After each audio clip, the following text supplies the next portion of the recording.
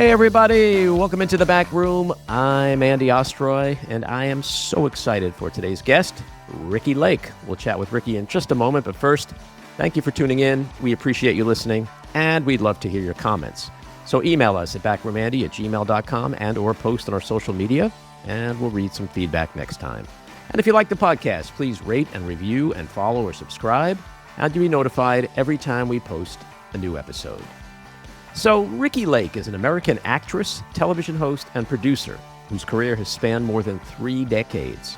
She burst onto the scene at just 19 years old as Tracy Turnblad in John Waters' 1988 cult classic, Hairspray, earning an Independent Spirit Award nomination for Best Female Lead. She went on to appear in a string of beloved films including Crybaby, Serial Mom, and Mrs. Winterbourne. In 1993, at just 24 years old, she made history as the youngest person to host a syndicated daytime talk show, The Ricki Lake Show, which ran for 11 seasons. She brought the show back in 2012, winning a Daytime Emmy Award for Outstanding Talk Show Host. She has also produced the documentaries The Business of Being Born and Weed the People. Most recently, Ricki is an executive producer of Big Rock Burning, a documentary about the devastating 2025 Palisades Fire, which destroyed her own Malibu home. And she is an ambassador for Community Access, a New York-based nonprofit providing housing and support for people with mental health challenges. Ricki, welcome into the back room. Great to be with you, Andy. I am so excited to talk with you. I've been a big fan for such a long time. I want to go back because people know you as an adult for the most part. I'm always fascinated to ask people about their childhood, what kind of kids they were. So what kind of kid were you, and when did you first realize that you wanted to perform? Yeah, so I like to think that I came out a star. I was definitely ready for all eyes on me as a little girl. Like this, my grandmother was sort of my mentor and like my guiding light. And, she exposed me to the theater and the arts in New York City growing up. And I saw Annie when I was 7 years old. Now, I was not a small child. I was a more of a round child.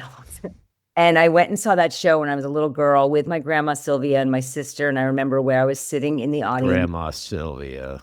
She passed when I was 9 years old, but she left quite a mark on me. And I saw those little girls that were not much older than me performing their hearts out in that musical. And I had I want to be one of those girls. I was so just that moment of like, that is what I want to do. I don't know how. And my grandmother was the one who told me, you can do anything. You're the most talented. You're the most beautiful. You're the most special.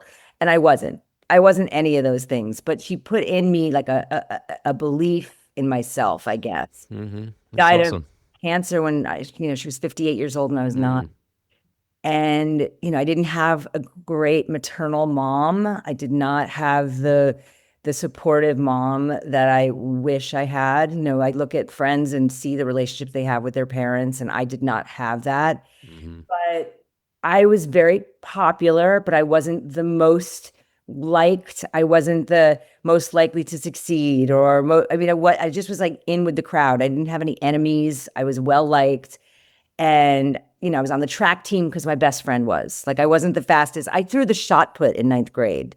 Like, it was just, I was trying so hard to kind of keep up with my best friend who was valedictorian and, in madrigals and in choir and played what did she play? The French horn. So I had to play, so I was more of like a wannabe, but you had a confidence. I had a confidence and I had a really like lovely childhood. Yes, I have the story of being sexually molested as a little girl, as many people have also sadly experienced.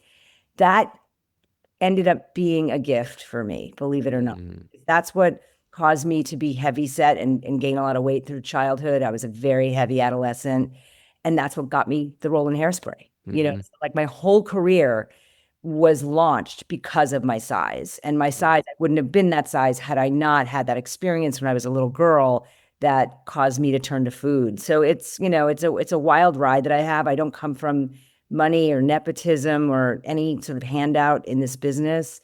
And yeah, I mean, I love kind of my my story of just like John Waters plucking me from complete obscurity and opening up every door. And it's an amazing, abundant, beautiful career that I've had for almost 4 decades now. It's interesting what you mentioned about the silver lining of being assaulted as a child.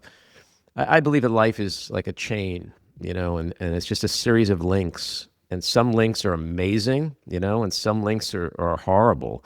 But you can't break that chain because it's circuitous. It's just what your life is. And one link in one way or another leads to the next link. And hopefully by the time you're done and you meet your maker or wherever you go, you're satisfied with that chain. So, but we all have struggles and trauma in our lives and could look at those links. And, I personally have never looked at them and wished I could change certain things because everything just it's a step in that journey, Absolutely. Yeah, really. And, I mean, you can't have the ecstasy without the agony. Right. They go hand in hand, and I use that analogy in birth. I do a lot of birth work, documentaries about women's reproductive health and birth.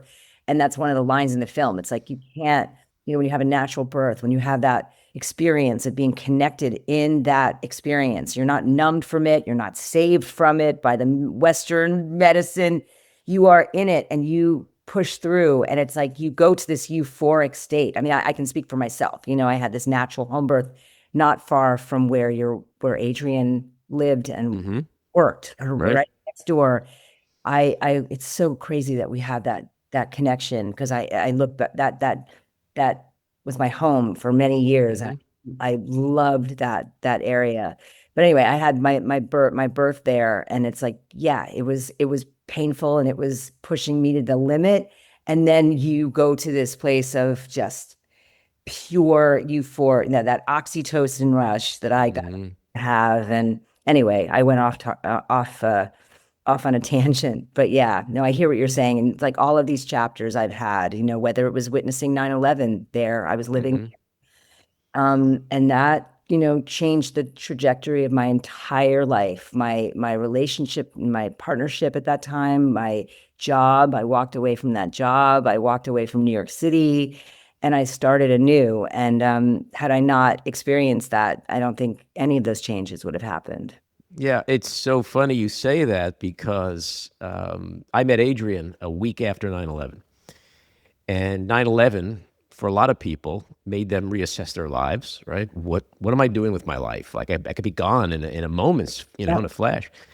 And she had decided that she was just in a never-ending series of bad actor romances, and that she needed to meet who she thought would be a normal guy. That became me. I had just ended something, and we went on Match.com, and we met on Match.com, which she would never do. I had done a little bit of online dating, but she needed to break out of her very isolated actor world. And so we had this great love affair in the fall of 2001, while the city around us was, we were both grieving as well because of 9/11, but it was this strange dichotomy. But so I totally get what you're saying. Like, out of 9/11, even beauty can come and lasting joy, and so that's what I'm saying. Like, I try to never look at anything without trying to find that silver lining, It's always there. It's, it takes time. Like, I lost my second husband to bipolar disorder and suicide in 2017. And that, up until the fire, up until losing my house, like, that was the hardest thing to try to kind of make sense of, and how, like, figure out a way to move on. How do I move on when this was my future? My future was person. I had bought this piece of property in Malibu that we were going to be there forever and ever. And then that totally shifted. Yeah. It's just, but it was a gift. The relationship wasn't meant to be forever. But I got so many lessons from it. I learned so much about myself. I grew so much as a human, and learned about mental health. And it just, yeah, it was a blessing. And, Yeah, but it's like you go through it. And I've been one of those people that I've been a public figure since I'm 18 years old, and I've chosen to be an open book. I always have Right. been, and I don't know any other way. I get strength, I get support from the masses by sharing what I'm going through, whether it's my, hair falling out or, the list goes on and on. But wow, I did not know that you met Adrienne. Did you know who she was? See, this No, turned into no, an interview. This is when I turned into a talk show host. no, it's You okay. know, No, you it's know, funny yeah. when I always get a little, like when I interview someone who is a talk show host or does this for a living. It's always kind of funny because they almost always go into that default mode. When I interviewed Jake Tapper when he put out his first book, I think it was his first book or maybe his second book. Like 5 minutes in, he starts asking me questions. I'm like, "Oh, look at this! Jake Tapper is now doing the interview," and he I'm laughed. And we, curious. I'm so curious. no, no, no. I like when there's a back and forth like that. No, I had no idea who she was because in the '90s, I had three small children. I always like to say I didn't know Hal Hartley from Hal Linden. Like that was not my scene. Like I may have walked past the Angelica, but I never went in. Like I was just busy at home, diapering kids. And so she did when she posted her listing, there was no photo. It was a fake name. Oh, And she okay. she as a brilliant writer, she wrote a brilliant profile. And she said something like, I'm an actor, and I've been known to turn a few heads in my day.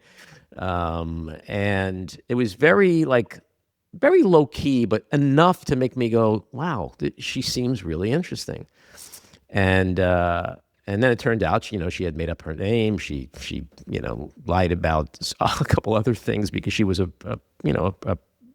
people knew her. She was prominent, Right. Oh yeah. and I I was a guess huge Hal Hartley fan. yeah. So, but I tell this story in my documentary about her. My friend Cliff, who is married and has, like a lot of your married friends, often lives through their single friends at times. Right. So every time we get together, he'd be like, "Who are you dating? You dating anyone?" And I said, "Yeah, I'm dating someone actually. I don't know, some." He goes, "What? Who is she?" I was like, "You don't know who she is. Just some actor." He goes, "Well, who is she?" And I said, "You're not gonna know who she is. She's like some little indie actor from whatever." I didn't know who she was. And he says, "Just give me a name." And I go, "Adrian Shelley." And like he's eating, but he kind of drops his mouth and his fork, and he's like, "You're dating Yeah. Adrian Shelley?" And I said, "Yeah. Why? Why is that? Why is that a big deal?" And he said to me, "Ostroy, most days I feel sorry for you. Today's not one of them." That's so funny. Yeah. That was a And then of course I got to know, like we would travel and people in the airports yeah. people would come up to her, and young women would say, you changed my life with the movie Trust. Like, and I was like, wow. So then I started to go through her work, Yeah. but I knew her as Adrienne Levine, the cute little Jewish girl from From Long Long Island. Island. That's Yeah. it.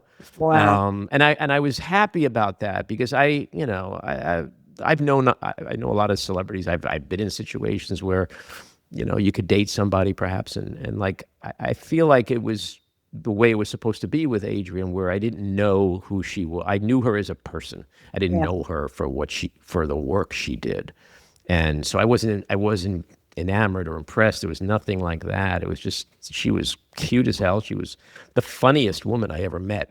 And so we Yeah. just always laughed and we had a great time. And then we had a kid a couple of years later, and Gorgeous that young little unit woman. was Oh, great. And then obviously the tragedy that occurred. But even with that, like I look at my daughter Sophie, who's 22 now, and it's like she came from this union. right. Even though the Right. the marriage ended in disaster because of tragedy.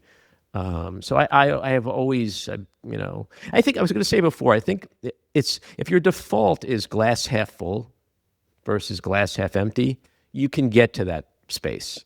If Yeah. if you kind of go through life as a Debbie Downer, then everything there often isn't a silver lining. It's Right. just The it's dark just cloud just follows you. You're right. yeah, And I came into this world as an optimist, as someone who absolutely sees the glass always half full. yeah, me too. And that's just my nature. That's my default. My sister is kind of the opposite. And it's just the two of us. And we were both, raised in the same household. Hmm. I was firstborn, and, she's had a really tough life. And for probably a lot of reasons, but I think a lot of it is perspective and choice. Like I choose to find the happy way out, to find the, in all things, A lot of it is genetics too. Like it sounds like your grandma Sylvia was a special kind of person who instilled in you at a very early age some tools and in that confidence and desire to achieve, to not just look at others who've achieved, but say, hey, I could do that too. Yeah. And those kinds of things are important. We all need a champion, and sometimes we don't have it. I mean, my family situation is very similar to yours. I was not close to my mother or father. You weren't? No. Wait, so where did you grow up? I grew up in Far Rockaway, Queens. Okay. And so it was a pretty dysfunctional. So like my dysfunction started way early, and my brothers are very much similar situation, like what you're saying with your sister. They very different from me, and from political on down, and we came from the same parents, and we're very different people. But I think a lot of it is genetic in the sense that you could pull your makeup from Uncle Harry or Cousin Louie, or just like you can get size or other facial features or whatever from some relative somewhere that's in the mix. And I always look to my grandfather, Izzy, who I feel like of all the people I've known in my family, I'm most like him from what I gathered from my mother when he was a younger man. His sense of adventure, his sense of accomplishment. He was very successful, but then he got broke, and then he was successful again, and he just liked the adrenaline and the accomplishment of life. And so I think maybe Sylvia is somebody who you've gotten a lot of your stuff from. Then I give her a lot of credit, and she, I believe in destiny and fate. I am one of those. I believe in also afterlife. I believe we're connected to souls that have gone on. I don't know how you feel. If you feel Adrian's spirit, if you feel a connection to her when you see a butterfly or whatever. For me, I've had like confirmation from legit talented mediums, like of channeling and all that. But Sylvia had passed away on it was a 10-year anniversary of her death at Hairspray. My first role premiered.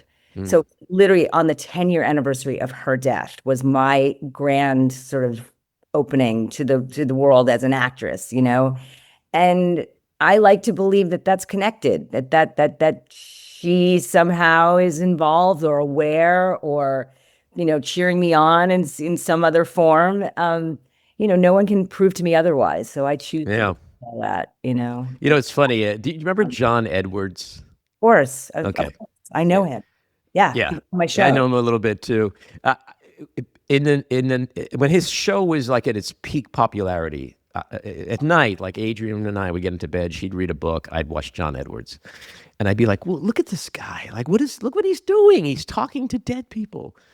And she'd look at me like, he's not talking to dead people, you idiot. And so I don't know what I believe, but I remember, I remember saying to her, like, but just look what he just did. She goes, look, can I just say something to you? If he's talking to people, you know how John Edwards would always be like, I'm getting the letter E. The letter E. Is there anyone in the audience? And someone would raise their hand and go, my Aunt Edna. And he'd be like, right. Edna. Adrian looked at me and she goes, if he's talking to dead people, why can't they just give him their full name? Why are they just giving him an initial? He's right. And I was like, oh, okay, that's a good point. But yeah, I don't know what's out there. Maybe there is, but in general, I tend to believe that people are like iPhones. They're great when they're working, but when they're dead, they're just like a fucking paperweight. That's all it is, right? Yeah. So who knows? I think the older I get, the more I'm open to different things happening, maybe. Right? I mean, because we don't know. So it's what we choose to think or believe. And with Christian, with the death of my partner, Christian Evans, I was really lost. This was 2017. I mean, my dog kept me alive. Like, I don't know about you. I mean, you had your daughter, you had to keep going and put one foot in front of the other. As painful as it was, like, I didn't know how I was going to continue. And I had 2 kids as well. They're step kids to him. But it was a medium. It was a psychic medium who has now passed away, a woman in her 80s that did a reading over the phone almost a year on the year anniversary of his death. she is the one who set me on a path of healing, because that experience of him, of her channeling him for an hour, and I know it sounds crazy, but I have I get it. I have it on my phone, and it was like the knowing that I needed in order to know that he's okay, to get some answers to, some questions I had, and be able to really start to get to be okay. It was a year of just, debauchery and self-medicating and hanging with the wrong crowd. And I mean, it just was like lost. And that was super helpful for me. Well, sometimes you need that stuff. I remember after Adrian died, Rosanna Arquette said to me, I have a medium who I want you to talk with. For the most part, I'm like a skeptical New Yorker, right? Like, right. Okay. But this was not a year. This was like maybe a couple of weeks after it happened. And I was wondering, like, did she suffer? When did she die? Was it at the beginning, at the end? I had a lot of questions. And Rosanna said, just talk to this woman. And I looked her up online, and she was like on her website, it was like medium to the stars. Oh, really? I was like, you have like a 1-800 number. And yeah, I was like, this is getting worse by the minute. But I was like, okay. So there I was at midnight one night, calling 9 o'clock to LA. And I'm thinking, like, where did my life take this turn? Yeah, I'm in bed at midnight calling a medium to the You're like stars. rolling your eyes as you're like waiting, right? But it was a similar experience. She gave me answers that perhaps I needed to get, and it put me at ease. I said, okay, I'm going to accept what she said, and move on with this particular issue. Right. I'm not going to obsess on it. And so I think it's just, when we're vulnerable, which is, at our worst usually, especially after you have tragedy like we both experience. I think it's good that there are people around that will help you stay, like almost like the things at the bowling alley for kids that just knock you back. You're out of the gutter. Right. When your ball starts to go into the next, those guardrails are important, because otherwise we can lose our minds. Some people, or a lot of people, are lucky. They kind of just flatline through life. They have a little bit of Are they lucky? Are they lucky? I don't. That's a really interesting question. I wouldn't want to be that, because I've experienced amazing highs and amazing lows, and I take it all. It's like one big soup. But there are a lot of people. I think most people in this country just want to get up, feed the kids, go to work, come home, watch, Succession, Jeopardy, 7 o'clock, and Wheel of Fortune, and then go to bed and get up and do it. They like that consistency. They're not overachievers. They're content with being content. I had this same conversation with a friend of mine, Colin O'Brady. I don't know if you know who he is, but he just walked across. He did a solo trip across Antarctica. He's this incredible, incredible human that I know. And he and I, it was so wild. We had this very profound talk about this very subject, about he looks at his days at like the 10s and the 1s, and you can't have the 10s. It's kind of like the agony and ecstasy. You can't have the 10s without the 1s. And he said most people are in the 4, 5s, and 6s all the time. It's like sort of mundane, kind of normal, like boring, for lack of a better word, life. And it's like, I'd much rather be the person striving to have that 10. Yes, you have to have the 1, but you get to have the 10, And we had this conversation. He was on my I had a podcast for a couple of years. He was on my podcast in my home in Malibu via Zoom the day before the fire. Like literally the afternoon. We talked at noon the day before, on the 6th of January. And it was the next day that my house was gone and my whole life changed. And just that conversation that we had was very similar to what we're saying right now. And I am the kind of person that I want those 10s, and I'll get through the 1s, but I love the extraordinary twists and turns that my life has taken, Yeah, well, that's maybe it's not for everyone, but that's for both of us. It's what makes life interesting. Like, I'm watching the Olympics, right? And every time I watch the Olympics and you see these skiers or whatever doing these incredible things, my first thought is always, how did they learn how to do that? Right? Like the first time they went and did that, they probably fell, maybe broke an arm. Like to get to that level of achievement, they had to have practiced this shit over and over and over again and gone through broken bones and trauma and maybe desire to like just give it up because it's too complicated. And that's what life is. It's like if you ever want to achieve anything great, you have to go through a pile of shit. That's just the way. Yeah, that's just the way it works. So I want to ask you about the fires because it's almost a year that all of this happened, and maybe it's the fires over a year. It's a year and a month. Yeah. Yeah, but I think I think last year for the most part things had started to settle down a little bit once into February, because I was out here for February, and I remember it was like it was on the downswing in terms of like the serious part of it. But it was just a year ago, and I was telling you before we got on that I was up towards Malibu yesterday. I could not believe what I saw, and I got very emotional because I've been reading about reading up on your personal story with your home, which I want to ask you about in a minute. And I know how I feel about my own home and my own memories. And it's like when you see just miles of just concrete slabs where there used to be, or you see the driveway, or you see a doorway, like just something that remained to somebody's home. I got emotional looking at that because it is just so tragic and stark to see it, especially if you remember what it looked like all along the water. I mean, you lost your home after your husband Russ and you desperately tried to save it. I can't imagine what that was like. Fire is fucking terrifying. We saw everything on TV, but I always wondered like what was it like to just be on the ground in your home watching I'd be just looking. So tell us about those first moments when you realized how bad it was getting and when you ultimately decided that it was time to go. So let me just tell you that the fire started in Temescal Canyon, which is 12 miles from where my house is. Mm-hmm. So 12 miles I'm in between Temescal right now. I'm staying in the Palisades, renting a house, and it's a dense, highly populated area. Like there's houses everywhere. The idea that it could have gone in less than 24 hours from Temescal Canyon to my house and beyond it still doesn't process my brain that even happened. But it was about 10:30 in the morning. I wasn't working. I was doing my little podcast, as I told you. And so I was home all the time. My husband is an attorney. He worked most days at home. He had an office in our house.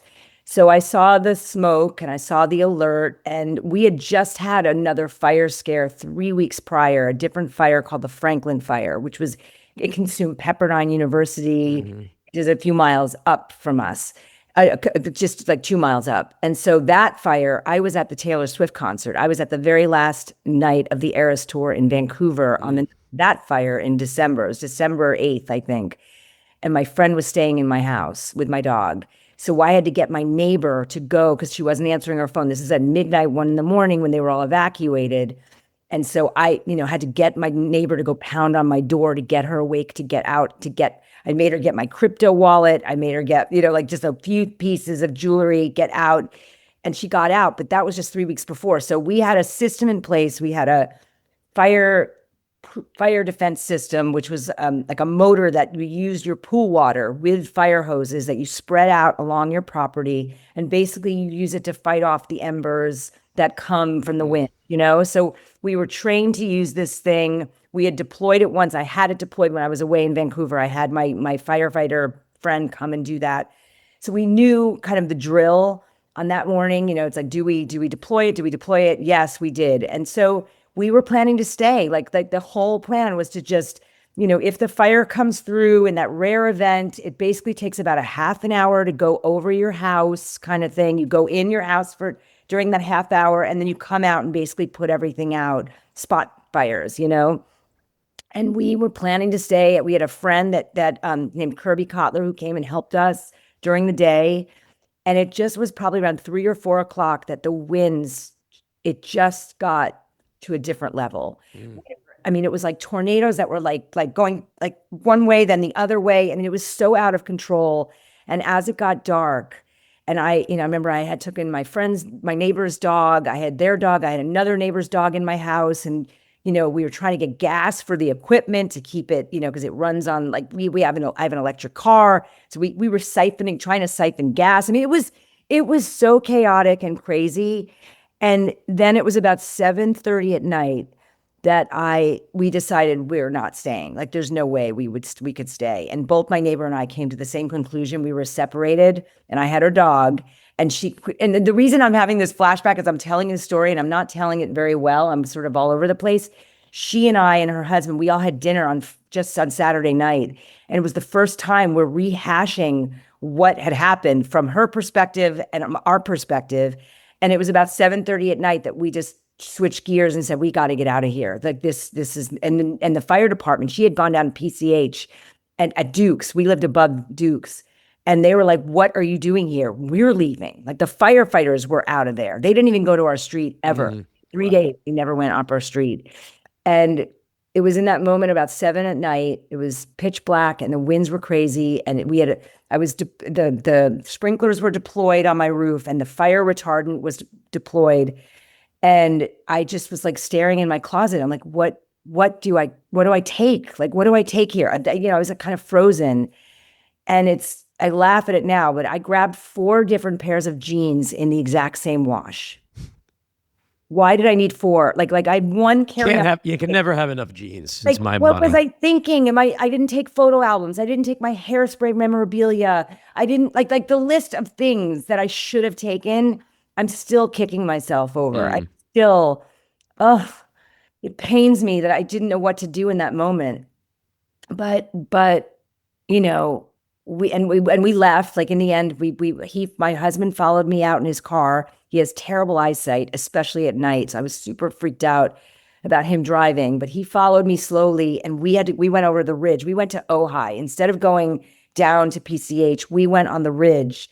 Like, it's called Payuma, these streets on the top of, the Santa Monica Mountains. And there were boulders in the street and trees everywhere. So we're like literally like dodging in an obstacle course. It took us a really long time to get out of there. And then I was in shock. I mean, we were in total shock. We didn't think that our house would make it. And it was the next morning that Kirby, the same man that was kind of helping us that night, he went back up and he has a video. I was just showing it to my neighbor the other night for the first time. She hadn't seen it. And it was him going up my street, and turning and going to my house. And my house was still in flames. And he starts screaming, fuck, fuck. And he was crying. And he's like, I'm so sorry, Ricki. Like, he tried to save my house. It was not nothing. But my neighbor, the one we had dinner with, their house survived. Well, I was going to ask you, because one of the things that I also found very startling is that you see like these houses every so often that just like the only house that's standing amidst everything else that burned down. Is that because they were built differently, or just the wind moved it is shocking to see. And, I'm in this neighborhood, as I showed you. Look, that neighborhood across the way. Can you see? That's just beyond the Getty Villa. Those houses are completely fine. Right. So how did it jump that entire neighborhood to get to where I lived? It baffles me. I've been looking and trying to look at like the map and see, it doesn't make sense. I don't know. Both neighbors on either side of my house survived. But most of the houses in my neighborhood, I'd say 70% of my neighbors are gone. And in the end, for us, it has been a blessing because we were able to move to New York. Like, we were able to, first of all, I had insurance. So my premium was $100,000 a year. That's how much I paid for my insurance. So when you pay that kind of money, you get a policy that pays you substantially. So I was considered made whole, or, obviously I lost all my artwork. I lost things that are priceless to me. But as far as a monetary value, I did better than most people. And I was paid right away. I got a public adjuster. I hired someone, this great guy who handled all of that for me. And I think being a public figure, I think the fact that I really documented my house and the build of my house and what was in the house, they didn't mess with me, and they gave us a check right away. We were able to buy an apartment in New York. So I didn't want to even be here in LA. I just didn't want to be here with the toxicity, with the sadness, with I wanted to have a distraction. And I'm really proud of my husband and me for making that decision to say, let's get out of here. Let's go. Let's do a new adventure. And New York has been so good to us. And now we're back, and we're going to have the best of both worlds. We're going to rebuild. We signed with a building company. It's a prefab custom house building company. They use a robot to build the houses, which is crazy. It's really wild. But they say once we get the permits, it'll take 8 months to build our house. We're doing an ADU and we're doing a garage.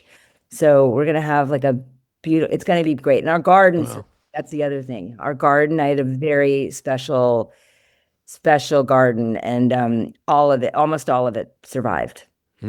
Well, in keeping with our conversation earlier about silver linings, something crazy happened a year after that fire. A woman is at a flea market in Pasadena, and she contacts you because she found a box of your photos. That's crazy. My life is crazy. This happens all the time to me, stuff like this.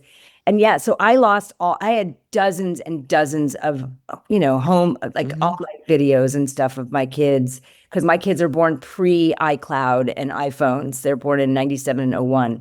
So, my grandparents' photo albums. I mean, I had so much stuff that I didn't digitize. And so I got this random reach out on social media. Does anyone know how to get in touch with Ricki Lake? And in 5 seconds, this woman connected with me. She was in the Pasadena flea market. She likes to paint from random photos. She bought this box of photos, and it's literally dozens and dozens of baby pictures of me, of my kids with me and my ex-husband. And so she got him back to me, and it was just one of the most amazing mitzvahs ever. I remember reading about it at the time thinking, Jesus, right? Because it just sort of fit my own philosophy on silver lining, and there can always be something good to come out of something horrible.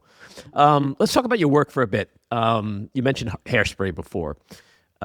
You were a teenager, and that changed your life overnight. When you think back on that moment, what do you remember feeling more than anything else? I mean, it was not real. It was this is not real. I wanted to be a star. As I told you, I came out into this world wanting to be famous, wanted all eyes on me. And here I am, this 200-pound ingenue, and it was so widely accepted that this girl could get the guy and win the dance contest. It was so believable, and it was so, and it's very much like Tracy Turnblad becomes famous, overnight. That's what happened to me. It was my life was imitating this art. And the tragedy, that went with it is that my co-star Divine died 8 days after the movie opened, a week later. And he was 42 years old, and he just didn't wake up. He went to sleep. He was doing an episode of Married with Children, and he didn't wake up. And so that was so tragic. It was he was on such a rise in his career, and this was John's, of course, his big, critically acclaimed darling movie. And so, it was just a lot of mixed emotions, but my life changed dramatically. I started working nonstop. I remember going to the Academy Awards the next year. I was performing there, having everyone from Tom Cruise to Demi Moore and Bruce Willis and Meg all coming at me, loving my debut in Hairspray. I mean, it was unbelievable. It was all my dreams coming true at once, And were you able to appreciate John Waters' genius at that time? Then, no. I mean, he was just a strange guy with a weird mustache. I didn't get it. And he didn't want me to see his earlier work. I had never heard of him before I did the movie. I didn't know who Divine was. And he made me promise I wouldn't watch any of the movies. I couldn't see Pink Flamingos until after we finished filming, because he didn't want anything to change my performance in any way.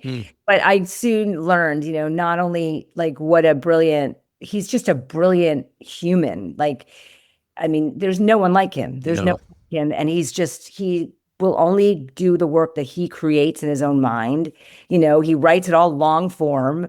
I mean, he just has his way about him. He's a brilliant visual artist, photographer, his concepts and his just take on life and his loyalty to his friends and his family and his muses. I mean, I'm so grateful to have had him not only pick me, but kind of protect me in a way. He really was very conscious about instilling in me like just how to navigate this crazy ride of this business. And I think he's the reason that I've managed to stay really grounded and very much the same person that I was back then.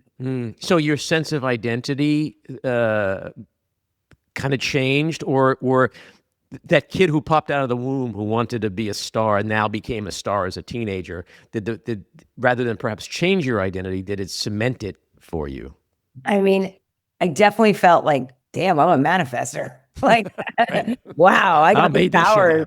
I mean, it is amazing because I don't have a backup plan. Right. Like, I don't know what I would have done if this hadn't panned out, for me. Yeah, like I told you, I don't come from like my dad was a pharmacist, my mother was a stay-at-home mom and a narcissist and profoundly unhappy woman, like a very, very unhappy, uneducated. I mean, it breaks my heart, like that she didn't get to follow her dreams, whatever they were. But I feel like in every way I've managed to like do all the things that I've wanted to do and then some, like to become a documentary filmmaker and to make films that are actually changing people, impacting people. It's beyond what I ever would have imagined or hoped for myself, Well, let's talk about that because your first doc was called The Business of Being Born, which took you in a very different world. What was it that first pulled you toward that subject, and how did it change you personally at that time and since? So I'm a type A Virgo. I'm like a planner. I like, and a manifester. I already told you that. But it was back. So I'd had my first son in 97. And it was around the time that I was planning to get pregnant with my first child. I had like a woman have this beautiful birth story.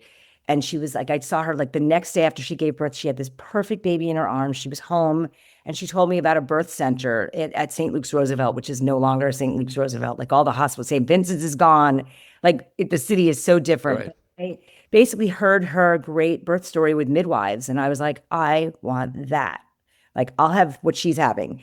And I ended up getting pregnant like the next month, the first time I tried. And I went to that midwifery group and I tried to have my baby in the birth center at St. Luke's Roosevelt. And with that birth, I didn't progress according to their timeline. My water broke and I made the mistake of telling them, so that puts you on a clock of you need to progress a certain amount. So, first time moms, they can take days to go into labor. That's totally normal. But when you're in the hospital setting, get a tissue, the clock was ticking. And so I was given what I consider to be unnecessary intervention from that. I was able to have a vaginal birth with my son, but I didn't get to have the natural birth that I had wanted. And so it was years later when I was going to have my second son, I was like, I'm going to have this baby differently and on my own terms. And that's when I kind of got into that world of just the art of birth. And I started going to these conferences at the Open Center. And I met Ina May Gaskin, and I heard her speak, and Michelle Odant, who was this very famous French obstetrician. And it just kind of blew my mind. Like I wasn't someone who ever studied. I wasn't a great academic, I just, nothing got me, like inspired me. And then this world of natural birth and midwifery, the midwifery model of care, it just, something clicked with me. And I just felt it was not being talked about, like doulas and their role for women, how labor can be cut in half, having a doula present.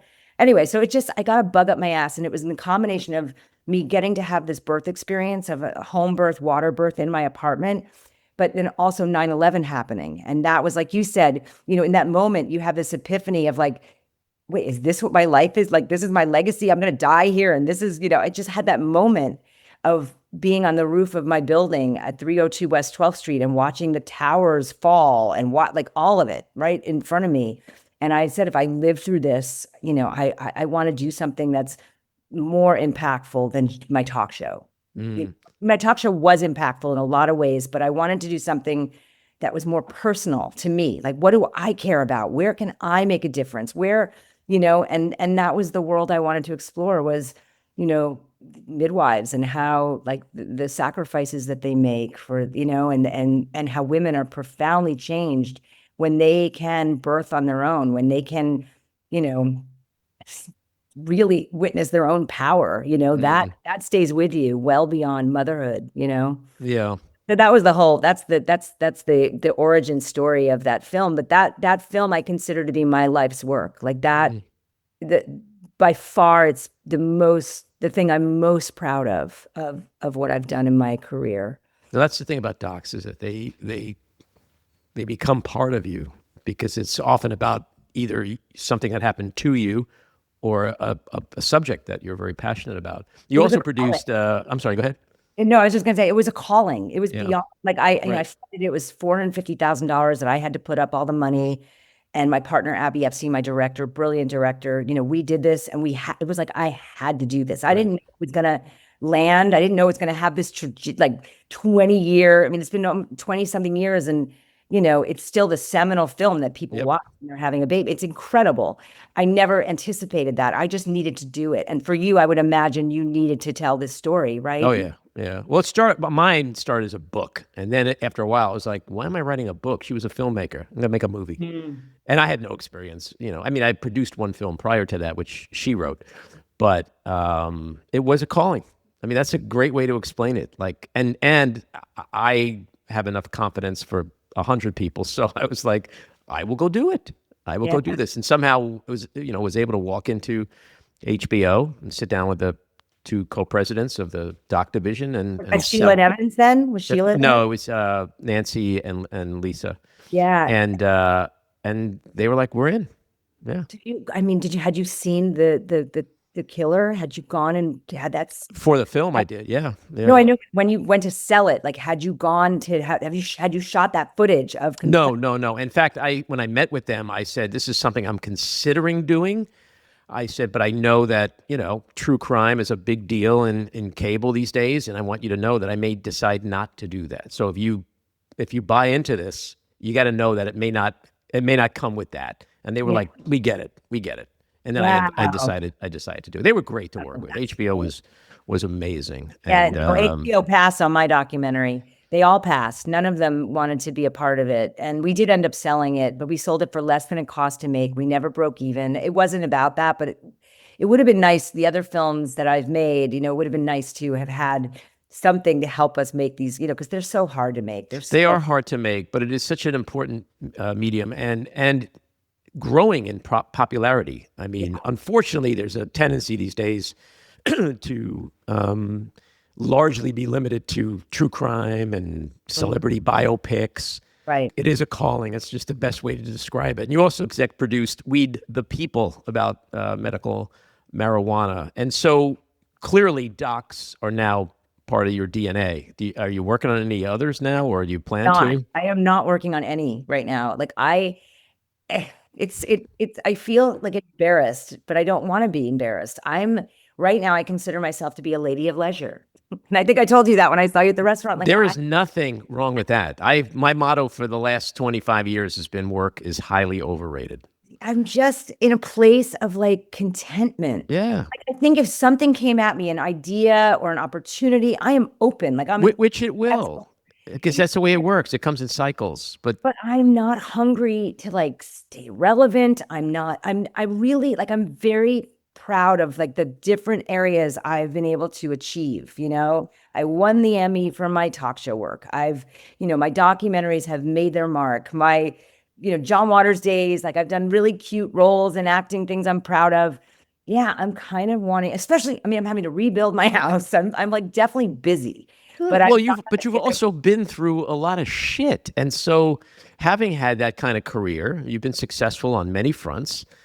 You don't have to apologize to get to a certain part of life, a certain age, and say, like, fuck it, I'm just hanging, I'm chilling. Exactly. Especially if you can afford it, that's part of working like an animal your whole life. Like, if you get to a place where that paid off and you can enjoy life in a different way, especially as you're recovering from loss of a spouse, loss of a home, other trauma, personal trauma, nothing wrong with that. I It mean, does feel weird. Like you're like, what are you working on these days? I'm like, kind of nothing. Like really nothing. working on myself.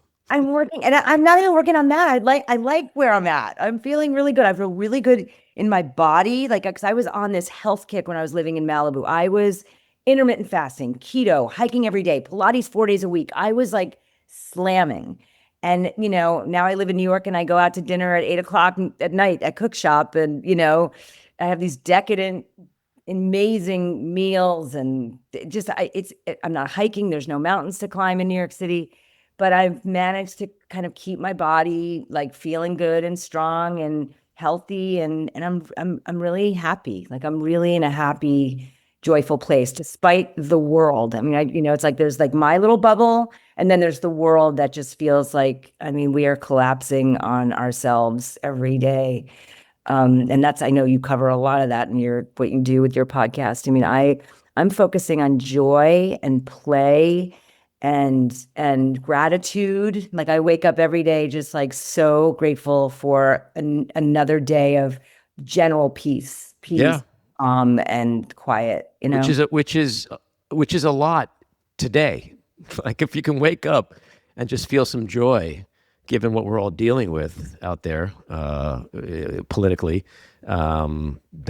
there's something to be said about that, because it is stressful and it's so much anxiety. I realized a few weeks ago that like I was denying myself admitting how anxious I am about shit, and because being a glass half full person, being an optimist, being a fighter, having gone through trauma, it's like we're gonna be fine.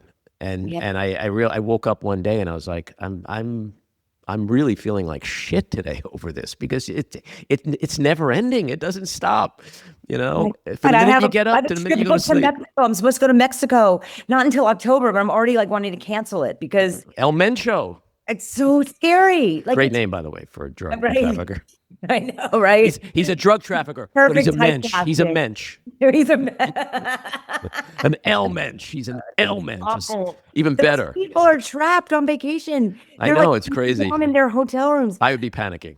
That's where like optimistic Andy would go out the window. I'd be like, oh my God, I'm stuck in Puerto Vallarta because El Mencho was killed.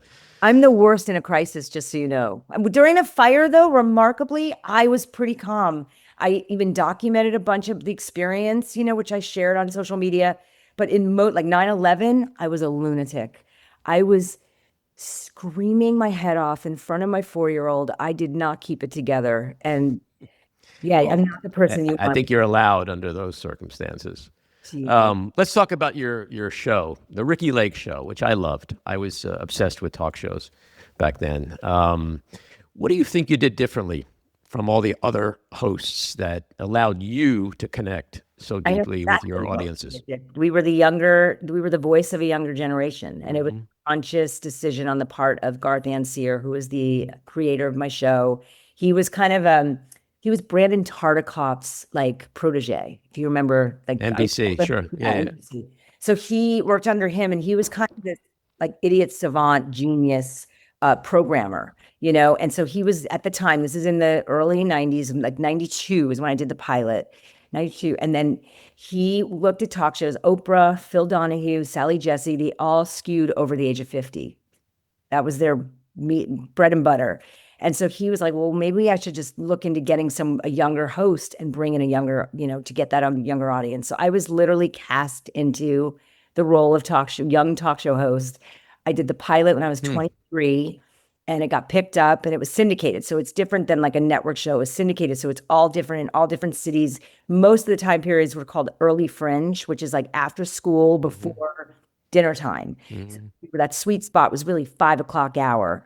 And, our topics were all the same that Oprah were doing, but they were always taken from the younger person's perspective. So Oprah would do, my daughter, it doesn't get me or whatever. So my mom doesn't understand, where I'm coming from. So it was always the younger person. And so it was just the right kind of secret sauce for that generation. Just like we gave them a platform. We gave a voice to the marginalized and the misunderstood and the gay community and mixed race couples and things that really weren't being talked about back then, And so there was a level of respect with my show and a level of it was a party. It wasn't like a gotcha, salacious, gross, icky feeling. It was like everyone's there to have a good time. Everyone's there to be heard and represented. And that, it was a phenomenon. It was just the day one, it just was on this rise. And I did it for 11 years and it was 9/11. And I was like, I don't want to do this anymore. I had to finish my contract. I couldn't just quit my show, but I remember having to go back 2 days after 9/11, going back and shooting the dumbest topic, like my baby daddy thinks I'm a hoochie mama, blah, blah. And I'm like, oh, are you kidding? The National Guard in my neighborhood. And I'm doing this, this is what we're talking. So I just, my show was definitely it did some really important stuff. We had some really great conversations and we were able to pull back the veil on a lot of topics that were meaningful to a lot of people. And I'm super proud of that. But I also love that I've been able to I didn't peak with the Ricki Lake Show. I feel like I've continued to evolve and put out work and yeah. And it was able to come back. Was it I came back 2011 or 12? Yeah, 2012. I came back with, because I had a new understanding of who I was. I feel like I didn't know who I was at 25 hosting the show. What did I stand for? What did I believe in? But when I was, suddenly in my early 40s and I'd made The Business of Being Born and I'd left my mark with that film, it's I do have conversations I'd like to have on a different level. And I was thinking more of a Phil Donahue type of show, but the company that I went into business with wanted to do, is your dog smarter than you? We're going to find out. We weren't a match with this topics and with the level of content. So it was not went away after a year, but I won the Emmy for my work. So crazy because I was canceled. I was the failed show, and yet I won for my work, which was so cool. That Emmy, of course, burned in the fire too. So I don't have it anymore, but it's on my Wikipedia. Well, you have it. I have it exactly. In the ways, on record. You've done so many different things. Is there a Ricki Lake that is the most fun or that you look back on and are proudest of in a way? I like all of it. I love that girl that, Tracy Turnblad, that was me, it was just me dressed in 1960s outfits with a crazy hairdo. I don't know. I did Dancing with the Stars and that was the most incredible experiences of my life. It was, everyone talks about, who goes on that show, you have this experience where you are pushed to your limit. It's not unlike a natural birth. It's not easy, that stuff. You're having, and back then it was 2 days a week of live TV. You did the show, the dancing, and then the next night was the reveal, and you're learning all these new dance. It really was super hard. I had Derek Huff, who's arguably the best one, the best. He's a genius beyond. He was on the level of John Waters in my mind, of people I've worked with that are true, gift from God. He was a master at creating not only these dances and these routines and teaching me, but also the concepts and he was just a visionary. He was incredible. But that experience was amazing. I didn't win. I got third place because I was never going to win. It was a war hero burn victim that was going to win. there was no way I was going to beat him. This guy, JR, he was there was no way. He was America's darling. But I had an experience and that was something I never thought I could do. And I became a ballroom dancer in the matter of 4 months, So that was cool. But I think of this, I like how I've lived, I've managed my life, I really. Well, so it seems like it's been a lot about reinvention, which sort of fits what we were talking about before about, that old expression, life's a journey, not a destination, right? There's so many things you can do versus the flatlining through life, experiences that you get to go through. And again, that's what makes life interesting. And I think when I ask you about that reinvention, do you think that's sort of the key to longevity in the entertainment business Oh, in it's definitely particular. worked in my favor. I mean, and I've gotten off on like showing people a new side of me, whether it's a physical change, like losing weight on my own, 40 pounds. I lost 40 pounds on my own at 55, like you're not supposed to be able to do that. So, you need the help of a drug or this or that. It's like, I know I did that. Like, it's like I have something to prove, I think mostly to myself, but I like that you know, turn like, oh wow, like I didn't know she could do that. Or, I don't know what's next. Like, I don't know what's next that I haven't done. I'm sure there's gonna be something, but yeah, but you're right. Like reinvention has been part of the fun of this for me, Yeah. And even like I have gray hair now. Like I don't look like the what people think from the old show. Like I look different, but it's like I still kind of I'm aging well, and I'm just I got it all in check. And I think I don't really have anything to prove to anybody at this point. Like I'm just like coasting through the rest of this chapter, with my partner. And Well, you have been, as you've said, very open about your health, your body, your struggles over the years. A lot of people tend to keep, that inside, but I think it's very important when people, it's one of the reasons I made my documentary. It's like, there are people that go through things and keep them to themselves. But if we all did that, think of all the things in history we would never know about. We would never have firsthand accounts of anything if the people who suffered through them didn't come back and say, here's my journey through that stuff.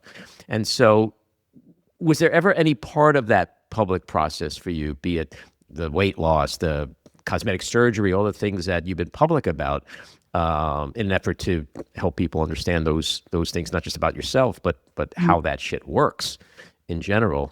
And by the way, your cosmetic surgery is probably going to go down in history as the best ever. Thank you. I agree. He's amazing. I really did. Like, I can't believe you're seeing me no makeup this morning. But I don't have a scar on my face. Yeah. This brilliant doctor, I came out and talked about my facelift because I don't have any secrets. I'm very cautious of my children. I have two boys that are pretty private people. So I try to be really, really judicious with the stuff I put out about them. They roll their eyes at me. Like I post a picture occasionally of them, but outside of that, and I don't talk about their dad much. Like, I'm just like, I'm an open book. Like I've got nothing to hide. And like, again, I think I get support, like feeling like people are rooting for me or know what I'm going through, or like I'm not doing it as a service. I'm doing it because I don't want to be hiding anything about my life, Well, your life is filled with the same things a lot of people go through. I mean, I was talking to my friend Hillary Burton, the actor, and my partner in my candy store in Rhinebeck, New York. You have a candy store in Rhinebeck, New York? I do. Samuel's Sweet Shop. You have to come sometime. I promise you I will. Free candy. I love it up there. But we were talking about Waitress the other day, the movie Waitress, and she was saying to me that Adrienne tapped in. The reason why that film, 10 years later, to become a oops, I just ooped up my microphone. Hold on one second. Broadway musical and a Broadway musical, and now it's opening again. It's hold on one second. I messed up here. I gotta get this checked out. I banged the microphone and it loses it. One quick second. There we go. She created a story that resonated with females of all generations, about women who struggle, women who are in toxic relationships, women who don't have agency, women who finally wake up one day and kick the man in the ass and win in the end. And when you are able to do that as an artist in one way or another to show others how you can deal with these things, and it resonates because everybody goes through it. Everybody is dealing with grief, loss, body images, whatever, aging. It's all part of life, including death. And I think people feel an intimacy with someone like you who doesn't just come on a screen, but you start to feel like you know that person because they're real, they're genuine, they're not bullshitting you, they're not telling you everything's great all the time, and I think that's what separates some people from others who are in the public eye. Yeah, and I think with me in particular with my show was in people's living rooms twice a day, every day. You're in your underwear watching me, and I'm not playing a character, I'm being myself. I'm in my underwear now. No, There's a familiarity when you're on TV in that kind of role, I think. So yeah, people feel like they know me, and they do. There really isn't much of a separation. There's no, secret version of myself that I'm not portraying. It's like this is. Well, you put it all out there, warts and all, and people respect that. Yeah, I mean, I don't know how else to be. I'm 57. Yeah, I'm not changing anytime soon. And the social media piece is such an interesting, like, the devil, and it's like a blessing. It's Right. like I get a lot of joy from it. I get a lot of news from it. I get a lot of fear-based information, misinformation. I mean, it's all of it. But I like that avenue. Like, I like what I get. I love that people are invested in what I'm going to put back on my property. I show video footage. I love that people when they were moved to tears hearing about these pictures that were found of me. Like, it's. Yes, of course. Well, look, there are people who are losing their houses in North Carolina, in Florida during storms. It's, again, losing your house or having damage to your home is something that a lot of people in this country go through. So when they see people they can relate to on that level, again, when people are saying, here's my life, it's not all great, it's not all fairy tales and whatever. And people like that. I like that. That's how I allow certain prominent, famous people into my own space, my head space, as if I'm like, they're not full of shit. They're going through crap just like me, and they're not ashamed or embarrassed by it. Right. I want to ask, how did you become friends with George Hahn? George, well, it's funny, George, through social media. It was like I think it was during COVID. And I think it was when Trump might have said something like New York is a hellscape. And so George made this video, which got him everything. It was his start, where he's like walking around and he's like, look at this. New York is so terrible. It's a hellscape. What's happening here? Look, people are eating at restaurants. Oh, there's somebody hopping in a cab. Oh my God, it's awful. And it was the funniest thing I ever saw. I fell in love with this guy just watching this video. And so I asked him to come on my podcast, and he did, and we hit it off instantly. George. I love that guy. He's like no other person I've ever met. He is just so unique, so funny, so charming, so debonair. He's the bon vivant gay man about town. That's what I call him. Yeah. He is just classic, and it's fun as hell to hang out with him. And we become great friends. We all have dinner when we're back in New York. Yeah, absolutely. That would be a hoot. Yeah. I would love it. Yeah. So in our final couple of minutes, I want to ask you some like big life macro questions. Like if you can go back and give your 20-year-old self, just starting out in Hollywood or in the entertainment business, some advice, what would that be? Knowing what you know now. Enjoy the ride. Like, enjoy it and appreciate all of you. Don't beat yourself up with the parts of you that you don't like. Accept, like self-acceptance is a really hard thing, especially at that age. And I feel like I wasted a lot of time not liking certain parts of myself, mostly physical, but that was a waste of time. What was the best piece of advice you ever got? And who gave it to you? John Waters. When I was 18, Hairspray was about to come out. We had shot the film. He sat me down. I remember it so vividly. He said, your life is about to change. I want you to remember these 3 things. Always stay humble. Always stay true to yourself. And if you're going to read and believe the good things people say about you, you're going to have to read and believe the bad. It's great advice. It was great advice. This is when everything was in print, Right. Back in the olden days. So when people look back on your career decades from now, what do you want them to say about Ricki Lake?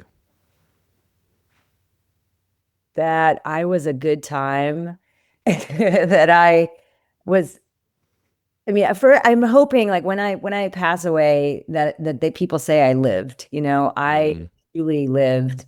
And I hope that, up there at the top is that I made a difference with my documentary, The Business of Being Born. I think that's what they'll say about you. Oh. I don't think you have anything to worry about. Sure, Hairspray will be in there and maybe the Ricki Lake Show, but really like that, I think is of all the things I've done, it was the most, thing that was mine, my idea, it was my passion, it was my experience. It was, it was something that really, really mattered to me, and to see it come to fruition and actually continue, it never got picked up by a big, it was just like a little movie that just keeps educating. And, it's taught in like colleges and universities. We went to Columbia. I never finished college at Ithaca College, and we got to speak at, women's ethics class. And, they teach it at Columbia University. It's just mind-boggling. Wow. Well, that's awesome. That's part of the reason for doing a documentary, is that it becomes, some part of advocacy, or helps change other people's lives, or it makes them aware of something they didn't know about before. Ricki, this was a great conversation. So much fun. So insightful. You, friend Andy. Thank you so much. It's been a pleasure. We'll do that dinner with yours. Maybe a cook shop soon, okay? Absolutely. All right. Have a good day. Bye-bye. Bye-bye. This episode was produced and edited by me, Andy Ostroy. It was co-produced by Maddie Rosenberg and Jen Hammoud for Radio Free Rhinecliff, with additional editing by Maddie Rosenberg, music by Andrew Hollander, and graphic design by Cricket Langell. And with a special thanks to our sponsor, The Epicurean. Again, thanks for listening. Please rate and review wherever you get your podcasts, and subscribe to the Backroom with Andy Ostroy YouTube channel, where you can watch full videos of our interviews. See you next time.